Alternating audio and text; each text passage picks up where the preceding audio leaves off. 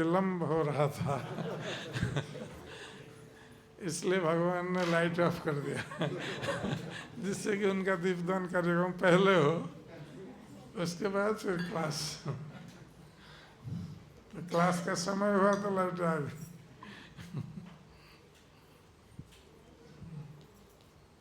ठीक है, जो कृष्ण की इच्छा है हमें उसको ग्रहण करना आवश्यक है। और आज का श्लोक भी उसी के ऊपर है।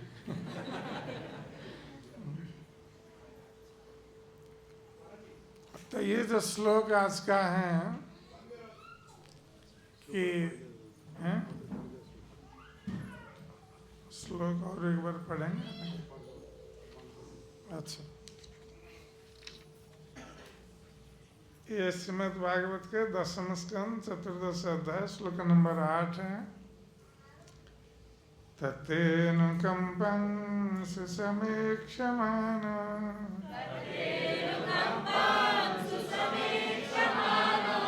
बुद्धानेव आत्मकृतं विपाकम्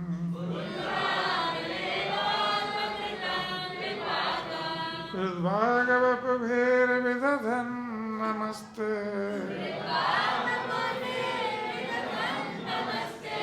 जीवे तयो मुक्तिपदे सहाय भाग।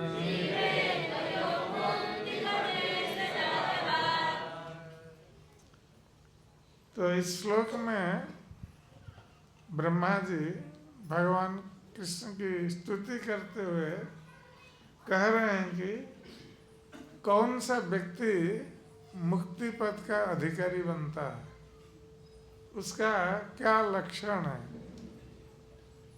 ये बहुत सुंदर श्लोक है। तो हम लोग जानते हैं कि किस प्रकार ब्रह्मा जी वृंदावन में आए थे भगवान कृष्ण की परीक्षा लेने के लिए क्योंकि ब्रह्मा जी भगवान कृष्ण की लीलाओं को देखकर मोहित हो गए थे। और केवल ब्रह्मा जी नहीं, सारा संसार मोहित हो जाता है कृष्ण की लीलाओं को देखकर। भगवान श्री कृष्ण इस प्रकार की लीला करते हैं भौतिक संसार में अवतरित होकर कि उनकी लीलाओं को कोई देखेगा तो उनको साधारण मनुष्य समझेगा। इसलिए लोगों में भ्रम धारणा है, लोग समझते हैं कि कृष्ण साधारण मनुष्य थे क्योंकि वो मनुष्य के समान लीला कर रहे थे। जैसे कोई नाटक में कोई अभिनेता जब अभिनय करता है, वो जितना अधिक दक्षता के साथ अभिनय करता है तो लोग उस समय भूल जाते हैं कि वो व्यक्ति कौन सा व्यक्ति अभिनय कर रहा है। वो सोचते हैं जिसका अभिनय कर रहा है वो व्यक्ति वही है। तो उसी प्रकार भगवान कृष्ण भी नटवर है, ये अभिनय करने में बहुत दक्ष है। और इस प्रकार मनुष्य शिशु का अभिनय कर रहे हैं कि कोई भी व्यक्ति मोहित हो सकता है उनकी लीलाओं को देखकर। तो इसलिए ब्रह्मा जी मोहित हो गए, ये कोई बड़ी बात नहीं है। और ब्रह्मा जी किस लीला को देखकर मोहित हुए? क्योंकि भगवान श्री कृष्ण जब गोप बालकों के साथ वन में वन भोजन कर रहे थे यमुना के तट पर, तो सारे गोपाल बालक भगवान कृष्ण के चारों तरफ बैठे हुए हैं और उनकी संख्या हजारों की संख्या में है। ये 10-20 नहीं है, हजारों की संख्या में गोप बालक भगवान कृष्ण के चारों तरफ उनको घेर करके बैठे थे भोजन करने के लिए। भगवान कृष्ण बीच में बैठे थे और ये लोग अपने घर से लाए हुए जो भोजन की पुटली थी उसको सब खोल करके हर गोप बालक क्या कर रहा था, पहले चखता था जो भोजन घर पर लाए हैं, खोल करके पहले स्वयं चखता था, उसके बाद कृष्ण को देता था कि कृष्ण देखो देखो ये कितना बहुत अच्छा बना है, हमारे माया ने कितना अच्छा बनाया है, तुम थोड़ा चख के देखो। ऐसे हर गोपाल वाला कर रहे थे। पहले स्वयं चखते थे, फिर कृष्ण को देते थे, उसी को कृष्ण को देते थे। और कृष्ण भी ऐसा करते थे। कृष्ण भी घर से लाए हुए भोजन को स्वयं चखते थे और दूसरे गोपाल बालकों को देते थे। तो ये जो लीला ये मोहित करने वाली थी, और ब्रह्मा जी ऊपर से देख रहे थे इस लीला को। तो ब्रह्मा जी ने सोचा कि कृष्ण तो यज्ञ में यज्ञ अन्न ग्रहण करते हैं, यज्ञ भूख है, क्योंकि भगवान यज्ञ के माध्यम से भोजन करते हैं और ब्राह्मण वैष्णव के मुख से भोजन करते हैं। तो ब्रह्मा जी ने सोचा कि ये कैसे संभव है कि भगवान, यदि कृष्ण भगवान है तो वो कैसे गोपाल बालकों का जूठन खा सकते हैं? और यदि ये कृष्ण जूठन खा रहे हैं गोपाल बालकों का, तो फिर ये भगवान नहीं हो सकते। उनके मन में संदेह उत्पन्न हो गया, क्योंकि ब्रह्मा जी मोहित हो गए थे। इसलिए वो आए ऊपर से, ब्रह्मलोक से, भगवान कृष्ण की परीक्षा लेने के लिए। और जब भगवान कृष्ण भोजन कर रहे थे उस समय क्या घटना घटित हुई, क्योंकि बछड़ों को उन लोगों ने छोड़ दिया था घास चरने के लिए पास में। तो ये लोग देख रहे थे बछड़े वहां चर रहे हैं और ये लोग भोजन कर रहे थे गोपाल बालकों के साथ भगवान कृष्ण। तो भगवान कृष्ण जानते थे कि ब्रह्मा जी आए हैं हमारी परीक्षा लेने के लिए। तो बछड़े चरते हुए कुछ घने जंगल में चले गए। ये लोग भोजन कर रहे हैं, इसके बीच बछड़े वहां से चले गए घने जंगल में। तो गोपाल बालकों को दिखाई नहीं पड़े। तो जो गोपाल बालकगण भोजन कर रहे थे, जब उनकी दृष्टि पड़ी, देखते हैं कि वहाँ ये बछड़े नहीं है, तो वो लोग सब भयभीत हो गए। तो उन लोगों ने सोचा कि अब बछड़े कहाँ गए, अब हमें उनको खोजना है भोजन छोड़ करके, नहीं तो हम बिना बछड़े के घर लौट कर नहीं जा सकते। इसलिए जब गोपाल बालक गण खाने से उनका ध्यान हट गया, बछड़े की ओर चला गया, तो भगवान कृष्ण समझ गए कि गोपाल बालक बछड़ों के लिए अब खाना छोड़ने के लिए जा रहे हैं, उनको खोजने के लिए। तो भगवान कृष्ण ने उनको समझाया कि तुम लोग सब भोजन करो, मैं जा रहा हूँ बछड़ों को लाने के लिए। तो गोपाल बालगण आश्वस्त होकर भोजन करने लगे और भगवान कृष्ण उठे वहाँ से भोजन से। और कैसे भोजन कर रहे थे? हाथ में, बाएं हाथ में दही भात लिए हुए और उंगलियों के बीच अचार रखे हैं नींबू और आंवला का अचार ये बीच में रखे हैं और इस हाथ से खा रहे हैं, खाते हुए जा रहे हैं बछड़ों को खोजने के लिए। तब जाकर देखते हैं कि बछड़े कहीं नहीं मिल रहे हैं। तो घने जंगल के भीतर जाकर भी कृष्ण खोजते हैं, वहां भी बछड़े नहीं है। तो फिर जब बछड़े नहीं मिले तो भगवान कृष्ण ने सोचा कि ये ब्रह्मा जी का काम है। ब्रह्मा जी हमारी परीक्षा लेने आए हैं और हमारे बछड़ों को चुराया है, और ये देखना चाहते हैं कि बछड़ों के बिना मैं क्या कर रहा हूँ। तो वहां से लौट कर भगवान कृष्ण आए, और जब आते हैं देखते हैं गोपाल बालक जो भोजन कर रहे थे वे भी नहीं है, वहां कोई नहीं तो भगवान कृष्ण समझ गए कि ये ब्रह्मा जी बालकों को और बछड़ों को सभी को चुरा लिया है हमारी परीक्षा करने के लिए। तो ब्रह्मा जी लेकर तो चले गए उनको, और भगवान कृष्ण ने क्या किया, जितने गोपाल बालक थे और जितने बछड़े थे, जिसका जैसे रूप, उस जिसका जैसी वेशभूषा, जैसे जिसी का जैसे आचार व्यवहार, उसी प्रकार भगवान ने अपने को विस्तार किया, असंख्य गोपाल बालकों के रूप में और बछड़ों के रूप में।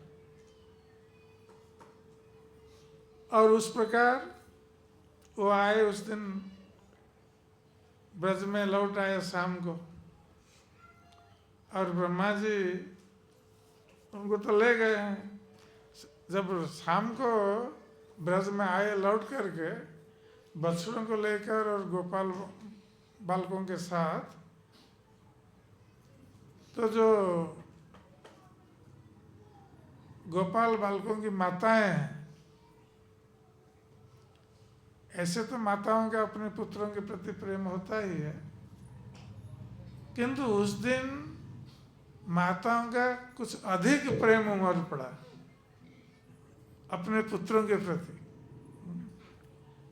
और उन लोगों ने अपने गोद में उठा लिया सब अपने अपने बच्चों को, और बहुत देर तक उनका आलिंगन करती रही। और उसी प्रकार जो बछड़े गए गौओं के पास, तो गौओं ने भी इस प्रकार बछड़ों के प्रति प्रेम प्रकट किया, अन्य दिन से अधिक प्रेम प्रकट किया, क्योंकि उस दिन उनके बछड़े और ग्वाल बाल ये साधारण ग्वाल बाल नहीं थे, स्वयं कृष्ण थे। तो इस प्रकार एक वर्ष तक चला, और जिस दिन ये घटना घटी, बलराम जी उस दिन कृष्ण के साथ नहीं गए थे, जबकि बलराम प्रतिदिन जाते थे कृष्ण के साथ बछड़ा चराने के लिए, किंतु जिस दिन ब्रह्मा ने चुराया उस दिन बलराम जी नहीं गए थे, क्योंकि उस दिन बलराम जी का जन्मदिन था।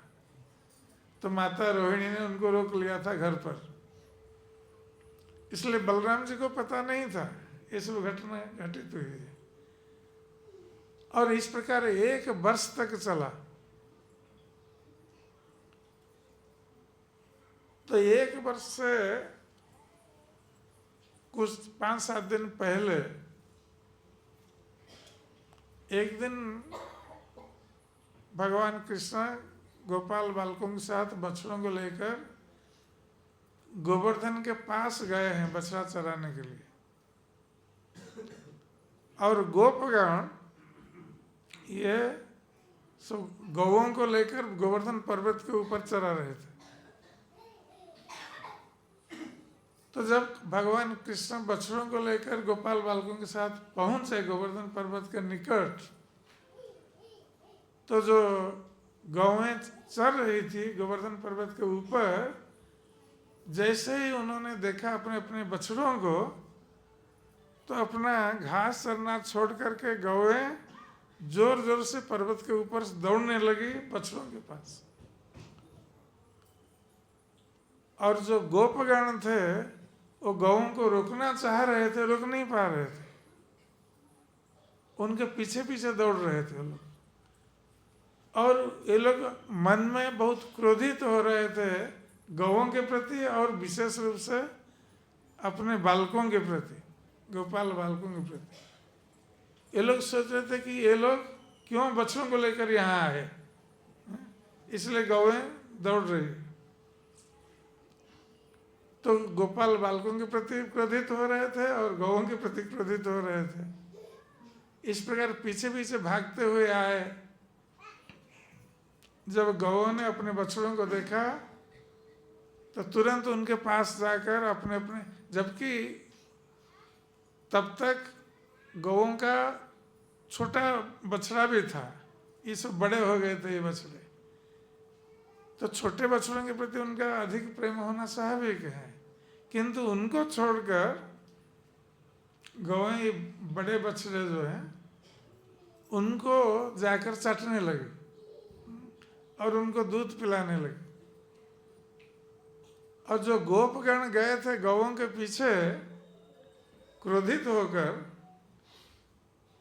उन लोगों ने जब अपने अपने बालकों को देखा, पुत्रों को देखा, तो उनका क्रोध कहाँ चला गया और वे भी प्रेम पूर्वक अपने अपने बालकों को आलिंगन करने लगे। तो बलराम जी ये दृश्य देख रहे थे उस दिन वो गए थे कृष्ण के साथ। तो बलराम जी ने सोचा कि ये कैसे संभव है कि ये गौएं हर दिन अपने बछड़ों को देखती है, किंतु आज क्या हुआ कि इन बछड़ों के प्रति इनका इतना प्रेम कैसे उमड़ पड़ा है, और गोपगणों का भी अपने बालकों के प्रति इतना प्रेम कैसे उमड़ पड़ा है। तो इसके पीछे कुछ रहस्य है। तो बलराम जी ने कृष्ण से पूछा कि क्या बात चल रही है। तो भगवान कृष्ण ने बता दिया बलराम जी को कि ब्रह्मा जी ने कैसे चुराया है और वो स्वयं कैसे गोपाल बालक और बच्चों के रूप में अपने को विस्तार किए हुए। तो इस प्रकार 1 वर्ष व्यतीत हो गया और ब्रह्मा जी भगवान कृष्ण की ऐसी लीला चल रही है। तो उस दिन भी भगवान कृष्ण गोपाल बालकों के साथ भोजन कर रहे हैं, ऐसे बछड़े चल रहे हैं। तो ब्रह्मा जी ने जो चुराया था गोपाल बालकों को और बछड़ों को, उनको एक स्थान पर रख करके उनको योग निद्रा में सुला दिया और आए देखने के लिए कि अब कृष्ण क्या कर रहे हैं। हम तो उनके बछड़े और गोपाल बालकों को ले आए, अब कृष्ण क्या कर रहे हैं, रो रहे हैं या क्या कर रहे हैं। जब आकर देखते हैं तो देखते हैं कि ये तो सब ऐसे ही बछड़े चल रहे हैं और ग्वाल बाल ऐसे ही भोजन कर रहे हैं। और भगवान कृष्ण ने देखा कि ब्रह्मा जी आए हैं तो वो चले आए अकेले। तो ब्रह्मा जी हंस वाहन पर बैठे थे, आकाश में थे, नीचे आए नहीं थे। तो जब उन्होंने देखा कि ऐसी लीला चल रही और 1 वर्ष व्यतीत हो गया है, क्योंकि ब्रह्मा जी के जाने और आने में 1 वर्ष व्यतीत हो गया संसार में, भूलोक में, क्योंकि ब्रह्मा जी का हिसाब कुछ अलग होता है उनके लोक में। तो ब्रह्मा जी ने जब देखा कि वो आश्चर्यचकित हो गए कि ये कैसे संभव है। तो उन्होंने सोचा कि हमने जो चुरा लिया था बछड़ों को और ग्वाल वालों को, क्या वो उधर से उठ करके आ गए यहाँ पर ना क्या। तो ब्रह्मा जी सोच रहे हैं कि हमने तो उनको योग निद्रा में सुलाया था, वो उठकर कैसे आएंगे, और यहाँ ऐसे ही गौ बालक और बछड़े हैं चल रहे हैं। तो क्या इसमें क्या रहस्य है। ब्रह्मा जी की बुद्धि भी भ्रमित हो गई। तो ब्रह्मा जी सोचने लगे क्या हो सकता है। तो उस समय देखते हैं कि जितने गोपाल बालक हैं और बछड़े हैं, ये सब विष्णु मूर्ति धारण किए हैं, चतुर्भुज मूर्ति, शंख चक्र गदा पद्म धारण करके सब विष्णु मूर्ति देख रहे हैं, जितने बछड़े और ग्वाल बाल। तो ब्रह्मा जी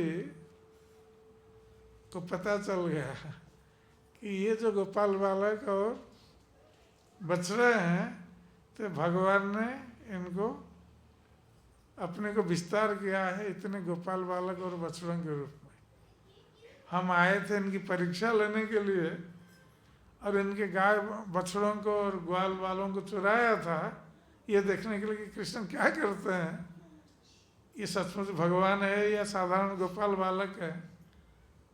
अब भगवान ने अपने को विस्तार किया है इतने गोपाल बालक और बछड़ों के रूप में, और 1 साल से ये लीला कर रहे हैं। तो ब्रह्मा जी ने सोचा कि हमसे बहुत बड़ी गलती हो गई। जिन भगवान ने हमारी सृष्टि की है, हम मूर्खतावश उनकी परीक्षा लेने आए। अब ब्रह्मा जी सोच रहे हैं कि हमारा पोस्ट रहेगा ब्रह्मलोक में या नहीं, पता नहीं। जो हमारे प्रभु हैं उनकी हम परीक्षा ले रहे हैं। तो ब्रह्मा जी बहुत लज्जित हो गए और भयभीत भी हो गए, क्योंकि अब उनका पोस्ट रहेगा नहीं रहेगा पता नहीं, भगवान क्या करेंगे। तो हंस वाहन में बैठे थे, आकाश में थे, हंस वाहन से तुरंत नीचे उतर आए और भगवान कृष्ण अकेले ऐसे दधी भात लेके अकेले खड़े हैं। वो ब्रह्मा जी को अवसर दे रहे हैं उनके पास आने के लिए। तो ब्रह्मा जी गए उनके पास, जाकर लंबा दंडवत प्रणाम किया कृष्ण के सामने, उनके चरणों में। और ब्रह्मा जी के 4 मुख हैं, चतुर्मुख ब्रह्मा। तो अपना मस्तक भगवान कृष्ण के चरणों में स्पर्श करना चाह रहे थे। तब अपने एक मस्तक तो स्पर्श किया, फिर और 3 है ना तीनों तरफ। तो ब्रह्मा जी इस प्रकार लेट रहे हैं, लेट लेट करके अपने मस्तक को कृष्ण के चरणों में स्पर्श करा। और इस प्रकार भगवान के चरणों में गिरकर ब्रह्मा जी ने भगवान की स्तुति प्रारंभ की। तो ये ब्रह्मा जी की स्तुति पूरा एक अध्याय है श्रीमद् भागवतम में, बहुत सुंदर स्तुति है। तो ये श्लोक उसी का अंश है। तो ब्रह्मा जी इस श्लोक में कहते हैं कि तत्तेनुकंपं सुसमीक्षमाण भुंजन एव आत्मकृतं विपाकम। कि जो भक्त होता है, जो आपके चरणों में अपने को समर्पित करते हुए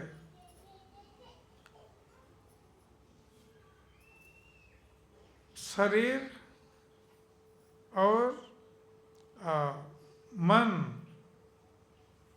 शरीर वाक अर्थात वचन, काय, मन और वाक्य वचन, ये तीनों को आपके चरणों में समर्पित करके आपकी कृपा की प्रतीक्षा करता है। यद्यपि वो अपने जीवन में आत्मकृत विपाक अर्थात पाप कर्मों के फलों को भोग करता है, फिर भी वो आपकी कृपा की प्रतीक्षा करता रहता है। तो श्रील प्रभुपाद जी तात्पर्य में समझाते हैं कि जब कोई व्यक्ति भगवान कृष्ण के चरणों में शरण ग्रहण करता है, दीक्षा ग्रहण करता है, कृष्ण के चरणों में शरण ग्रहण करने का अर्थ है पहले गुरु के चरणों में, जो कृष्ण के प्रतिनिधि हैं उनके चरणों में शरण ग्रहण करना। क्योंकि हम कृष्ण को देख नहीं सकते, गुरु को देख सकते हैं, इसलिए गुरु का जो आदेश होता है ये शिष्य के लिए भगवान के आदेश के समान होता है। और शिष्य को गुरु के आदेश का पालन करना आवश्यक है। जो शिष्य गुरु के आदेश का पालन नहीं करता है वो अपराध करता है गुरु के चरणों में। तो भगवान श्री कृष्ण गुरु के माध्यम से भक्तों पर कृपा करते हैं। जब गुरु प्रसन्न होते हैं शिष्य की सेवा से, उसके समर्पण की भावना से, तो कृष्ण भी प्रसन्न होते हैं उस भक्त पर और उस पर कृपा करते हैं। तो जब हम दीक्षा ग्रहण करते हैं, भक्ति मार्ग में आते हैं, तो हमारे जो पाप कर्मों के फल हैं वो सब धीरे धीरे कट जाते हैं। इससे हम भक्ति मार्ग में आने का अर्थ है भगवान का नाम जप करना। तो भगवान का नाम जप ये हमारे सारे पाप कर्मों के फलों को दूर कर देता है। क्योंकि भौतिक संसार में हम जितने प्रकार के कष्ट भोग करते हैं उसका कारण है हमारे पूर्व जन्मों के पाप कर्मों का फल। कभी कभी लोग इस तत्व को नहीं जानते हैं और जब दुख कष्ट भोग करते हैं तो भगवान को दोष दे देते हैं कि हमने कुछ तो पाप कर्म नहीं किया, भगवान हमें ये दंड दे रहे हैं। किंतु हमने कई जन्मों में कितने पाप कर्म किए हैं हमें ये सब स्मरण नहीं है और उसका फल हमें भोग करना पड़ता है। इस जन्म में भी हम कई तरह के पाप कर्म करते रहते हैं,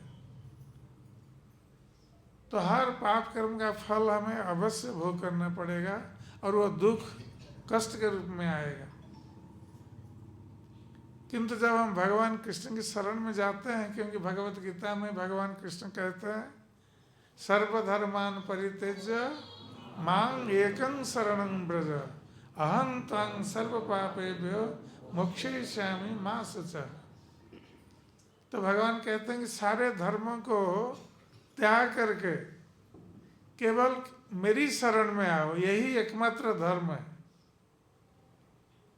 लोग तरह तरह के देवी देवताओं की पूजा करते हैं, उनकी शरण में जाते हैं, तो भगवान कृष्ण कहते हैं सारे धर्मों का त्याग करके केवल मेरी शरण में आओ।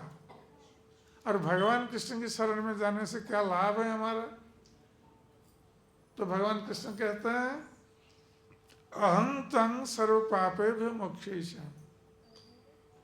यदि तुम सारे धर्मों का परित्याग करके मेरी शरण में आओगे तो मैं तुम्हें सारे पापों से मुक्त कर दूंगा, तुम चिंता मत करो। क्योंकि पाप कर्मों के कारण तुम कष्ट दुख भोग कर रहे हो। यदि दुख कष्ट से मुक्त होना चाहते हो, सुखी होना चाहते हो, तो मेरी शरण में आओ, मैं तुम्हारे पापों को नष्ट कर दूंगा। तो इसलिए जब भक्त भगवान कृष्ण की शरण में आते हैं अपने पाप कर्मों से दुखों से मुक्त होने के लिए, तो उनके पाप कर्म के फल तो कट जाते हैं। और ये निर्भर करता है कि हम कितनी निष्ठा के साथ भक्ति मार्ग का अनुसरण करते हैं। क्योंकि भगवत गीता में और एक श्लोक में भगवान कहते हैं ये यथा मां प्रपद्यन्ते तां तथैव भजाम्यहम्। तो जो जिस प्रकार मेरी शरण में आता है मैं उसी प्रकार उसको फल देता। तो मान लीजिए कोई भक्त भगवान के पास जाता है और 10 भाग समर्पित है, 100 से 10 भाग समर्पित है, तो भगवान कृष्ण उसको 10 भाग फल देंगे। कोई 20% समर्पित हैं, भगवान कृष्ण 20% फल देंगे, उसका काटेंगे पाप कर्म की प्रतिक्रिया। कोई 50% समर्पित हैं तो भगवान कृष्ण 50% काटेंगे उसके कर्म फल को। और जो 100% समर्पित हैं उसके 100% सारे पाप कर्म के फल को भगवान कृष्ण नष्ट कर देंगे। इसलिए जो पूर्ण शरणागत भक्त हैं उसका कोई पाप कर्म का फल नहीं रहता है, भगवान कृष्ण सब नष्ट कर देते हैं। किंतु हम देखते हैं कि भगवान के बहुत सारे बड़े बड़े भक्त, शुद्ध भक्त, पूर्ण समर्पित भक्त भी जीवन में कष्ट भोग कर रहे हैं। तो ऐसा क्यों होता है? यदि भगवान कृष्ण सारे पाप कर्मों के फल को नष्ट कर देते हैं तो फिर वो भक्त कष्ट क्यों भोग कर रहा है? तो यहाँ प्रभुपाद जी समझाते हैं अपने तात्पर्य में। जैसे हम देखते हैं कि पांडवगण सभी भगवान कृष्ण के शुद्ध भक्त हैं, किंतु उनके जीवन में तरह तरह के कष्ट भोग करने पड़े। ऐसा क्यों हुआ? क्योंकि भगवान कृष्ण ने पांडवों को माध्यम बनाया। उनका कोई कर्म फल नहीं था, पांडवों का सब शुद्ध भक्त थे,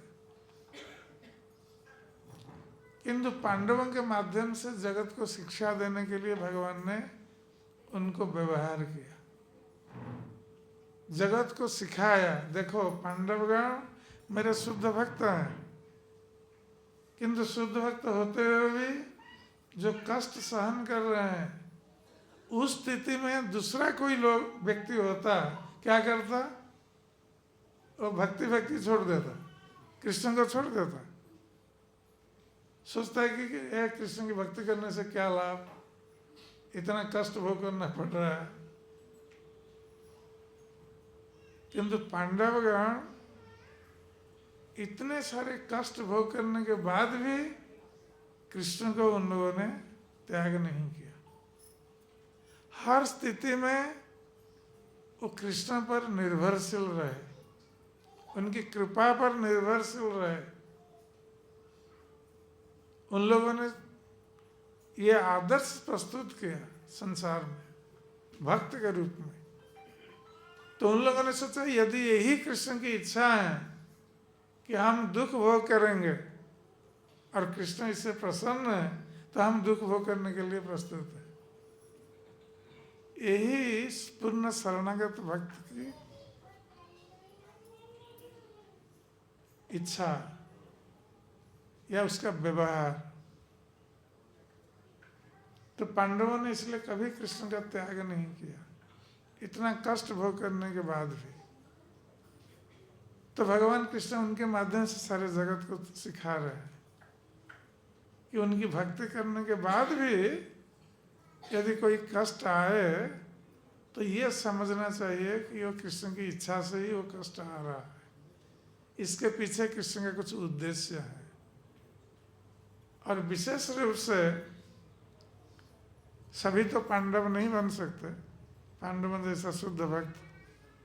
हम लोग जब भक्ति मार्ग में आते हैं, हो सकता है कि हम पूर्ण समर्पित हों भगवान कृष्ण के चरणों में, किंतु फिर भी भोग की प्रवृत्ति भौतिक संसार में इतनी तीव्र है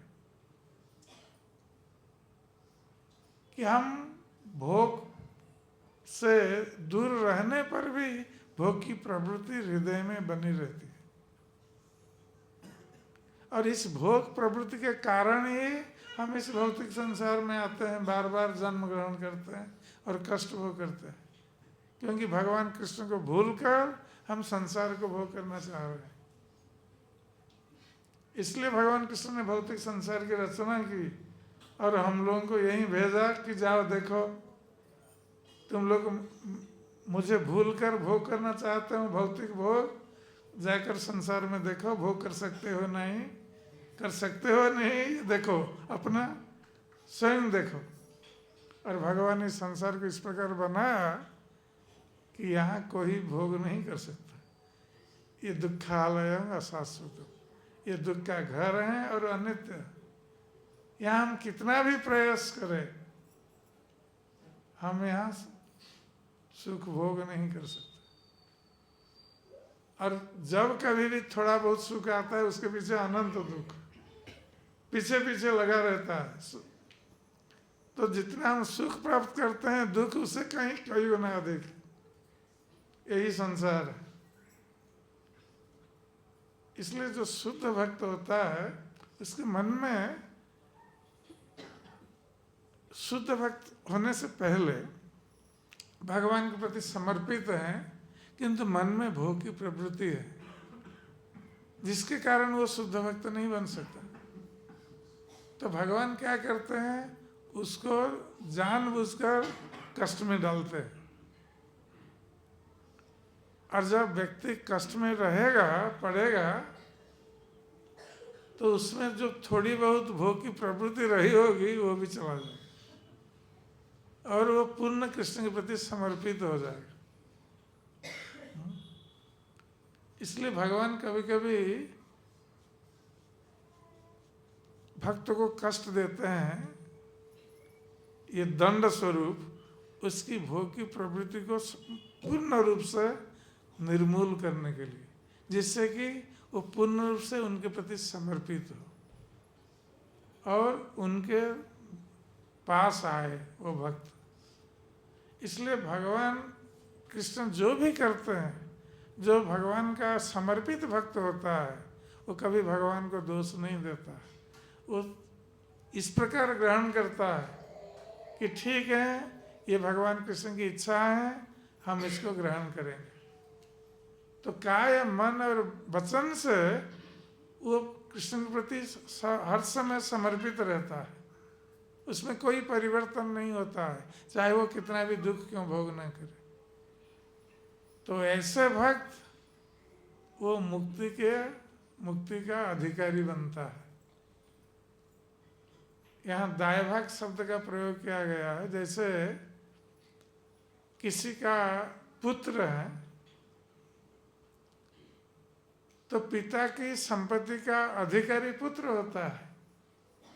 केवल जन्म लेने मात्र से, चाहे वो कुछ करे ना करे, वो पिता की संपत्ति का अधिकारी बन जाता है। उसी प्रकार जो भगवान कृष्ण का भक्त है, यदि वो भगवान कृष्ण के प्रति काय, मन और वाक्य से समर्पित रहता है, तो वो भगवान की कृपा का अधिकारी बन जाता है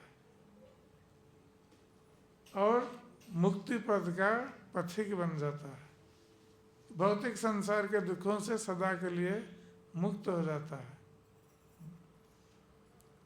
तो ब्रह्मा जी ये अपने अनुभव से बता रहे हैं कि किस प्रकार भक्त चाहे किसी भी स्थिति में हो, कितना भी कष्ट भोग करता हो, किंतु कृष्ण के चरण कमल का त्याग नहीं करता।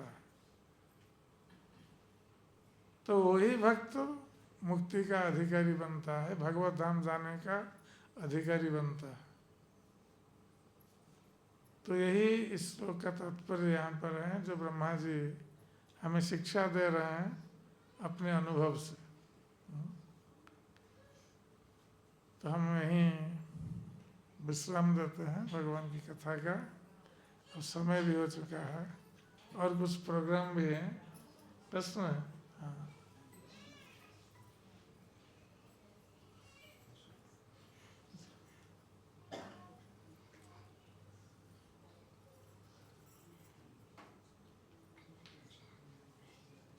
Hare Krishna. Hare Krishna. Thank you so much, Maharaj. There are so many unexpected things happened. Still, really inspired us by, saying the entire thing so wonderfully by giving class. Now we'll be having, appreciation session. Generally, in the anniversary day of Bhakti Yoga Club, we have a culture of, entire year who has done wonderful services through consistently arts and festival services. We would like to appreciate them now. So they will be receiving gifts from Maharaj's hands. थोड़ा